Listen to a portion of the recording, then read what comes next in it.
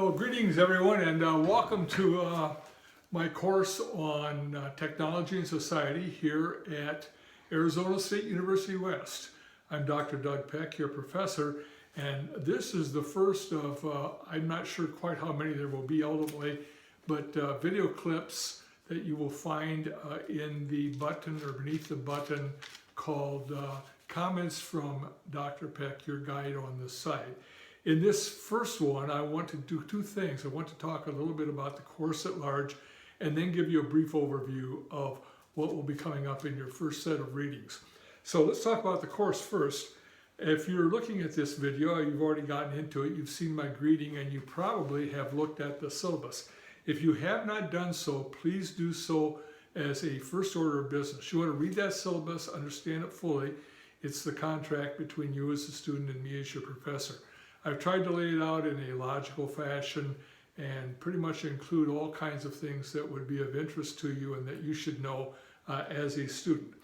One of the most important of these, of course, is the day-by-day, week-by-week assignment set, if you will, that you'll be following through this course. Now, in general, as I mentioned in that syllabus, what will happen each week is that there will be a set of readings and some assignments for you to do. Writing assignments. This is a very heavily writing dependent kind of a course since it's online and we don't have a chance to meet face to face in the on-ground setting. Again, in that syllabus I give you background or the details on what you need to know in terms of how your course grade will be determined and all the rest of it. Let me draw you specifically to a button along the left margin in Blackboard, which I've titled Supporting Materials for Student Success.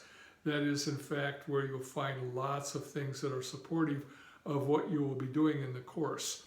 For example, I have given you some examples of the kinds of writing assignments that you are going to be seeing and that you will be completing, the first of which this week. So you have an idea of a product that was made by students like yourselves who are facing exactly or very closely the kinds of assignments and requirements that you are. So if you will, these will be pure products and give you a feeling for how to go about it and what others like yourselves in a similar situation have done. There are also a number of other documents in that button or beneath that button that are oriented towards student success. One of them is the writing standards for this course document. And I want you to pay special attention to that one because everything that is written in this course really needs to be done to a high academic standard.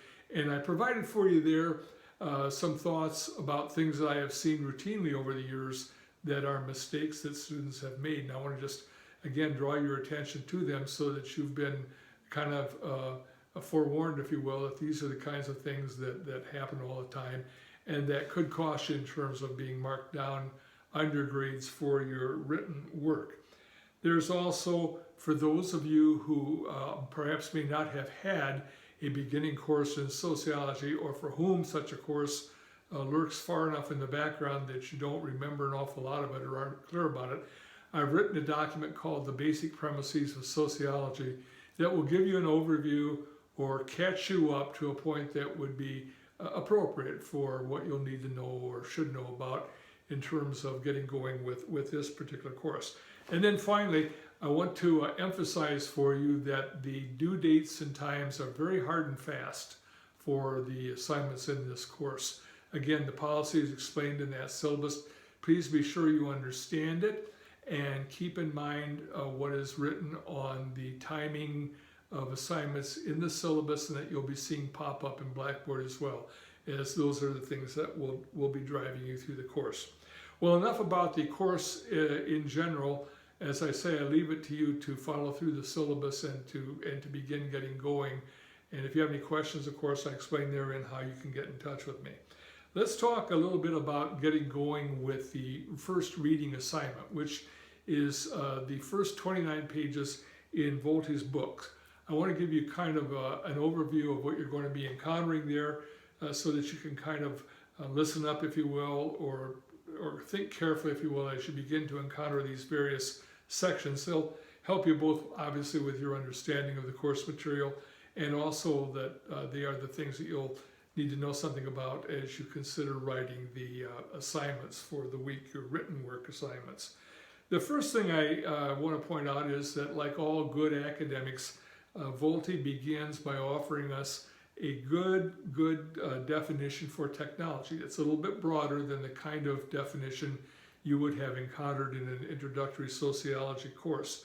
In particular, he's going to stress the idea of devices and skills unfolding in a kind of an organizational context that can be thought of from a systemic point of view. So this is, I say, a rather broad definition, and I think it probably encompasses pretty much everything that could be considered in one shape or another as a technology.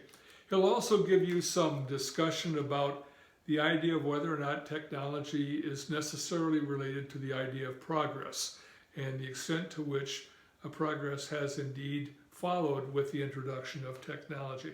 Another section you'll want to give some thought to is his discussion about rationality, our confidence in what we are doing as human beings, especially in the technological realm, and something that's very, very important to us in an advanced technological society, and that is the idea that we have developed as part of our socialization a belief in the idea that we can impact our circumstances and do something about them.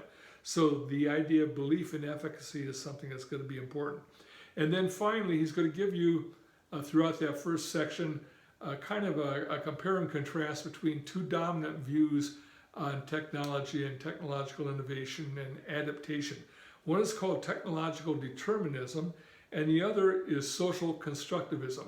Now, Volte is going to really rely extensively throughout the remainder of his book on the latter of those two.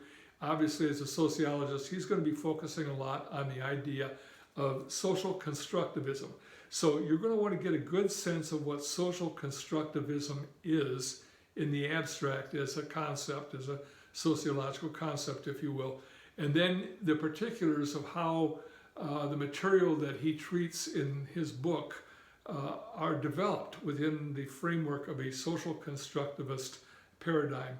So this is where you'll see that first off, and it's something that you'll be keeping in mind as you move through the course over the succeeding weeks. Well, that's pretty much about what I wanted to share with you at the moment. Please keep your eyes peeled on that guide on the side button.